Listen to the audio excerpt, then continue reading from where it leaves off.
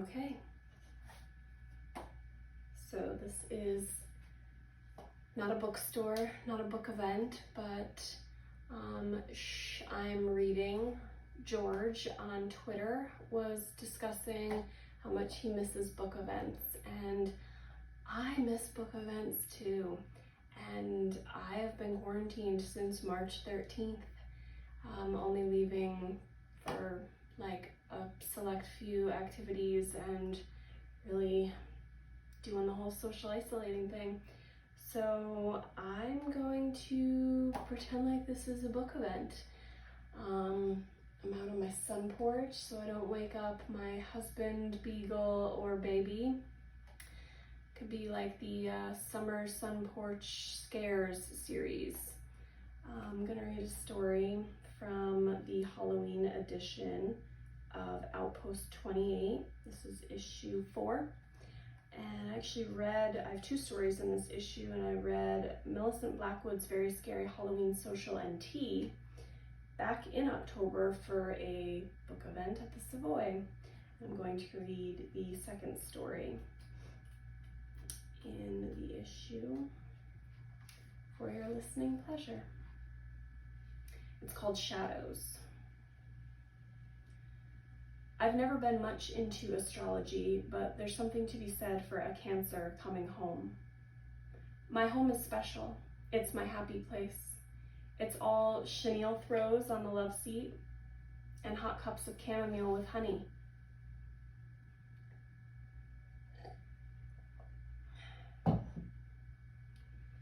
It's French toast breakfasts and afternoon naps with a corpulent canine. And tonight, it will be a movie with my husband and a delicious, drawn-out good night's sleep. I follow Bennett up the stairs, the hum of the garage door still reaching my ears as it closes. In the kitchen, I shrug off my coat, slide our leftovers into the fridge, and head for the bedroom to change. I join Bennett in the living room 10 minutes later, where I experience the first walloping sensation that something is wrong. Did you push the couch back further along the wall? I ask him, surveying the room, feeling altogether foolish, but nevertheless certain that something is not as we left it when we went out earlier that evening. Something seems strange here. Bennett looks at me like I am what is strange, his glassy, red-rimmed eyes narrowing before returning to the Netflix categories cascading down the screen. Unexpectedly, I am assailed with a flash of light and the screeching of tires, and my gaze shoots to the television too, anticipating a teaser trailer for some new action film.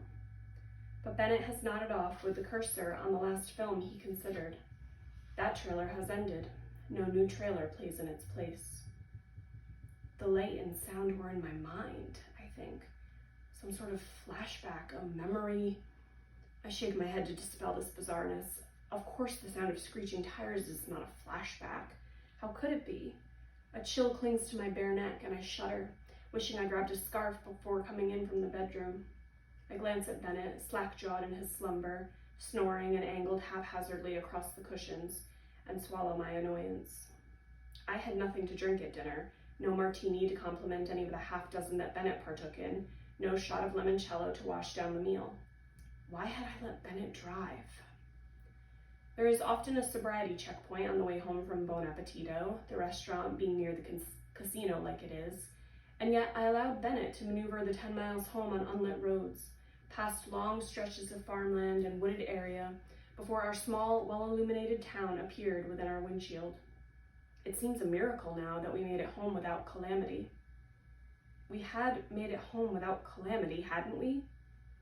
Another flash of light, this one coupled with a scream that sounds in my head as if the screamer's mouth is pressed against my ear, blood-curdling and anguished and somehow horribly familiar. I gasp and raise my hands reflexively. The sense that something's wrong intensifies. Like a woman in a nightmare, I approach the left wall of the room. The pictures hang straight. The light bulbs are all working, but my stomach feels like a barrel of wine poisoned by a half-decayed rat. The anxiety increases. Everything, my sleeping husband, cozy home, the lighting and the temperature and the far-off sound of the refrigerator humming feels suffused with imminent horror, like a threadbare rug has been laid over the newest entrance to hell. I ate a bad clam, I decide. Despite the linguine dish tasting as it always did, I'm merely passing into some sort of sickness in which psychological symptoms exist alongside physical ones.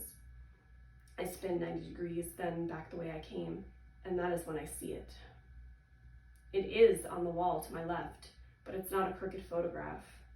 It's the shadows darkening the wall's smooth surface. The shadows do not match the shapes of the furniture in the room. The shadows are of things that have never been in this room, that have never been in this world. They stretch and open into cataclysmic fissures, depicting the shapes of monsters and of men.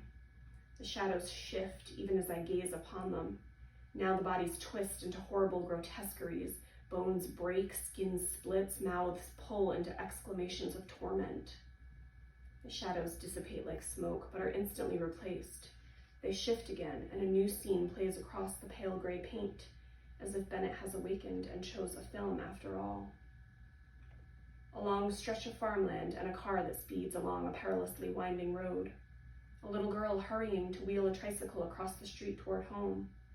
Too late, the car swerves.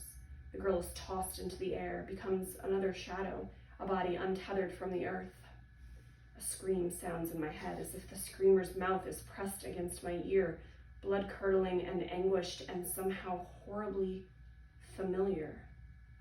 It is my scream.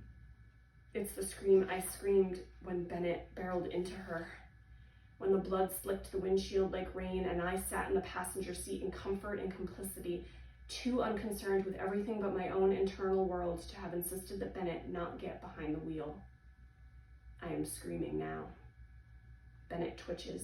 The room melts away, paint peeling from walls, plaster peeling from studs. The floor beneath my feet grows hot. The hallucination of my cozy home will persist no more, and I know, the way I hadn't known 1 hour earlier, that the path of least resistance is in fact no path at all. We will not be permitted a singular torment. We'll continue the charade of coming home again and again, only to have that home dissolve into an inferno. It's a mirroring of the little girl with the tricycle, you see. Your safe space made treacherous. The feeling that you've almost made it across the street before you're torn in two. In a way, however, Bennett and I are still home. A pair of devils come home to hell.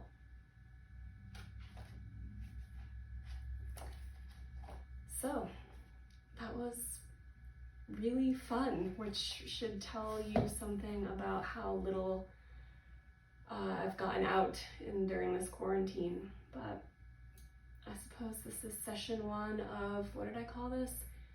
Summer scares on the sun porch, something like that. So thank you for watching, and maybe if the baby sleeps and the beagle isn't terrified of fireworks tomorrow, I can do session 2 then. Thanks.